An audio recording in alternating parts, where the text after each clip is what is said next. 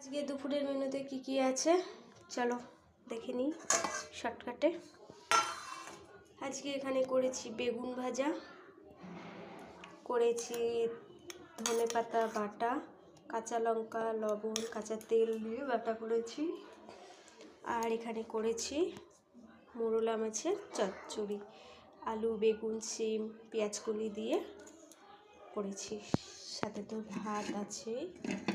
আর করেছি বন্ধুরা ডালটা করেছি ঝিঙে আর উচ্ছে দিয়ে, মুসুরির ডাল করেছি গাঢ় করে, ঝিঙে দিয়ে উচ্ছে দিয়ে মুসুরির ডাল, বেগুন ভাজা, ধনেপাতা বাটা, মাছ চচ্চড়ি, ভাত। এই ছিল আজকের মেনু বন্ধুরা। সবাইকে শুভ দুপুর, টাটা। দেখা হবে অন্য কোনো ভিডিওর সাথে।